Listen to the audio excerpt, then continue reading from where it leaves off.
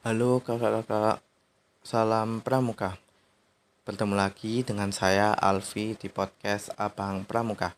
Pada episode kali ini, yakni episode keempat, saya akan membahas seputar fotografi dokumenter dan tips trik dasar mengenai fotografi.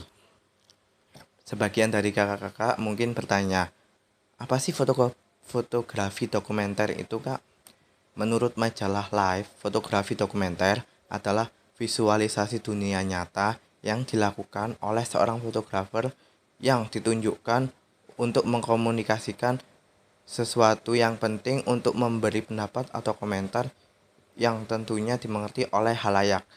Gampangnya, fotografi dokumenter itu adalah kegiatan mendokumentasikan sebuah acara. Nah, itu biasanya dilakukan oleh si PDD atau bisa juga dilakukan oleh si humas. Nah, untuk mengambil foto dokumenter ini, kakak-kakak tidak harus menggunakan kamera digital untuk mengambil fotonya, melainkan dapat menggunakan kamera HP.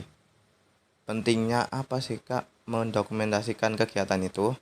Dokumentasi kegiatan itu sangat penting.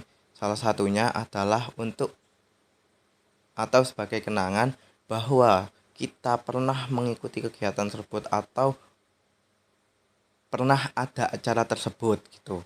Dan sebagai media informasi secara visual bahwa kegiatan tersebut pernah berlangsung.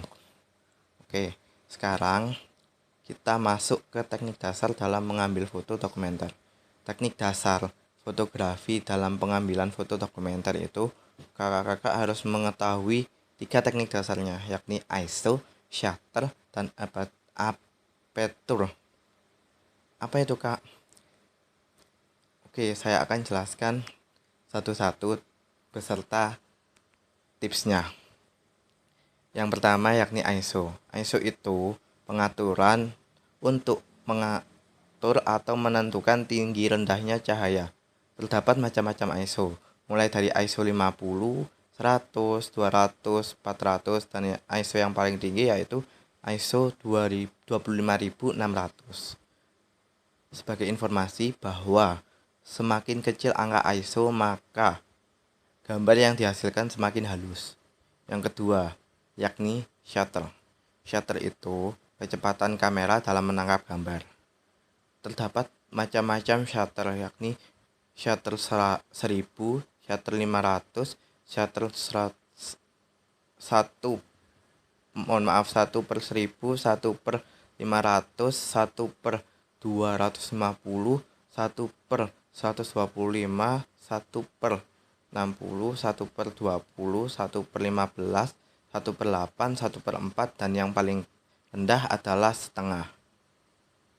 Sebagai informasi bahwa semakin kecil angka shutter, maka gambar yang dihasilkan akan semakin blur. Tipsnya, kakak-kakak bisa menggunakan shutter dengan angka 1 per 250 atau 1 per 125 untuk menghasilkan gambar yang tajam. Dan yang terakhir yakni teknik aperture. Aperture itu bukaan diafragma pada lensa kamera. Kalau kakak mengenal efek bokeh, nah itu bisa dihasilkan karena bukaan diafragmanya besar. Jadi, gambar yang dihasilkan itu fokus pada satu objek sementara objek lainnya blur, atau background yang ada di belakang objek atau objek yang membelakangi benda yang membelakangi objek itu jadi blur gitu. Ada beberapa macam aperture, yaitu f32, f22, f16, f11, f8, dan sampai yang paling kecil yakni f1,4.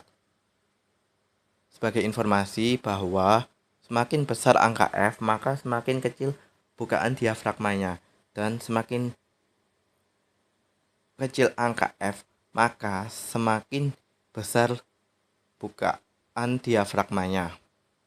Tips untuk mengambil foto orang atau benda yang yang kakak bidik, maka kakak harus menggunakan bukaan diafragma besar, yakni menggunakan F1,4.